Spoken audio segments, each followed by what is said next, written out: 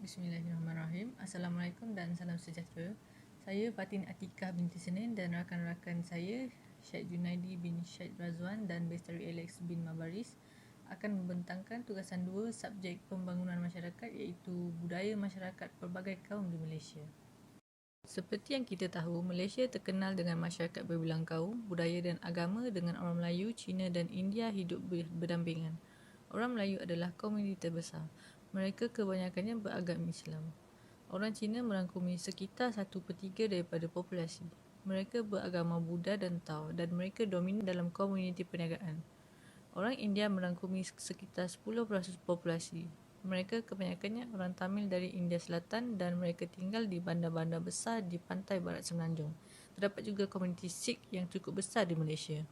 Berikut adalah ciri-ciri masyarakat kaum Melayu. Yang pertama ialah pakaian. Pakaian tradisional Melayu untuk lelaki adalah baju Melayu. Ia biasanya disertakan dengan samping serta songkok.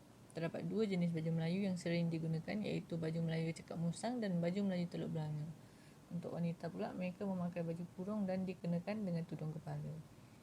Kostum lain untuk wanita adalah baju kebaya. Kebaya adalah pakaian tradisional Melayu dan Indonesia. Gaun baju kebaya tradisional dikatakan berasal dari orang Cina yang tiba di tanah Melayu. Kedua ialah makanan kaum Melayu. Sate adalah hidangan daging panggang yang ditusuk lidi yang disajikan dengan sos. Sate boleh dibuat dengan ayam, daging kambing dan lain-lain. Ia dipanggang di atas api kayu atau arang, kemudian dibumbui dengan pelbagai rempah. Terdapat juga hidangan lain iaitu ketupat dan nasi lemak. Ketupat adalah hidangan berisi beras yang berbungkus dalam kantung daun kelapa sawit dalam bentuk belian dan biasanya dihidangkan pada hari raya. Manakala nasi lemak adalah hidangan nasi wangi dari Malaysia yang dibuat dengan santan dan daun pandan. Ia banyak dimakan di Malaysia dan dianggap sebagai salah satu hidangan sarapan pagi yang terkenal. Seterusnya ialah mainan tradisional kaum Melayu. Congkak adalah istilah yang menggambarkan permainan tradisional Melayu. Congkak adalah catur yang setara dengan permainan Melayu kerana ia membolehkan pemain merancang pergerakan mereka lebih awal dan menyusun strategi. Permainan batu seremban dimainkan dengan 5 batu. Ia boleh dimain menggunakan batu atau biji asli. Permainan yang memiliki total 8 langkah dan dimainkan sambil duduk dikatakan dapat meningkatkan penglihatan, ingatan dan fokus mata. Yang terakhir sekali ialah tarian kaum Melayu. Joget, juga dikenali sebagai ronggeng, diperkenalkan kepada orang-orang Melayu di Melaka. Ia menukarkan gabungan rentak dan ceria tangan dan kaki yang bergerak dengan pantas. Tarian yang lain pula ialah dikir barat. Ia boleh didefinisikan sebagai bentuk muzik yang melibatkan nyanyian dalam kumpulan tanpa disertai instrumen. Dikir barat dapat membahas masalah sosial, masalah hukum, peraturan pemerintah dan masalah manusia. Pengenalan kepada masyarakat kaum Cina. Orang Cina di Malaysia merupakan kaum yang kedua besar di negara ini.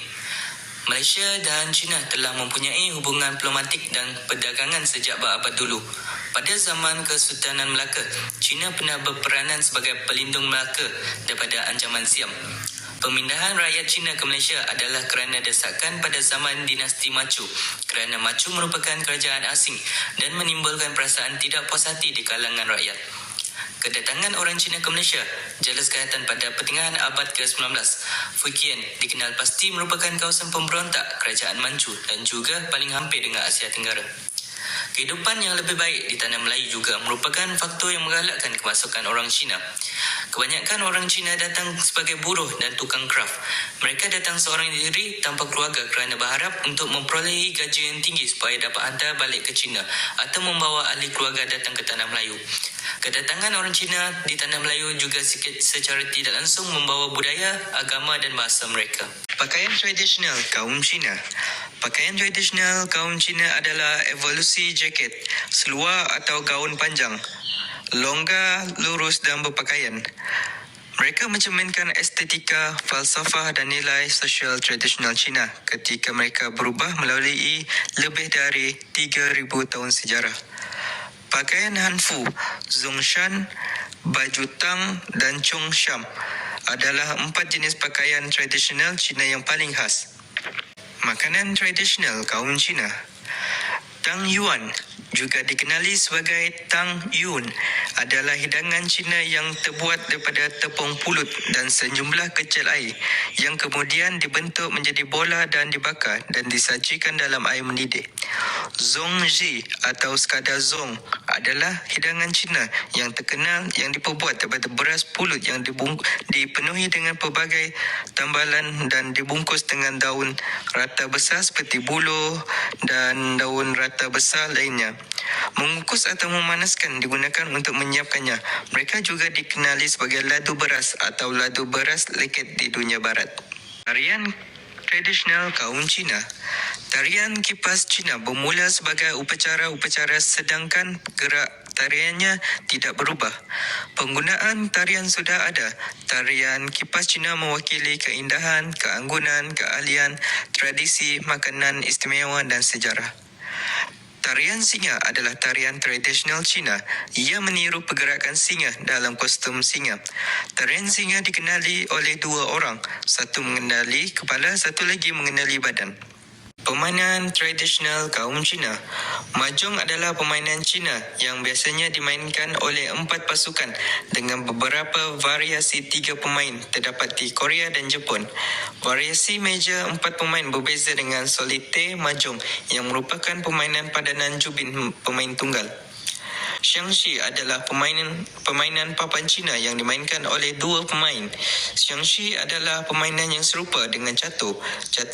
Catur Cina adalah versi Xiangxi terkini yang berasal dari Cina. Permainan ini didapati telah dimainkan di Cina seawal abad ke-4 Masihi. Salah satu permainan papan paling terkenal di dunia ialah Xiangxi.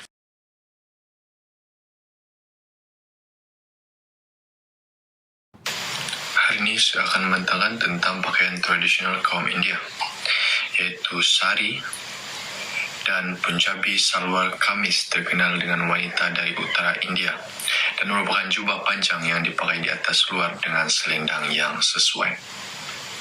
Selain itu, saya akan menerangkan tentang makanan tradisional kaum India, yaitu biryani, juga dikenali sebagai biryani atau biryani, adalah hidangan nasi campur Asia Selatan dengan asal usulnya di kalangan umat Islam di benua India zaman pertengahan.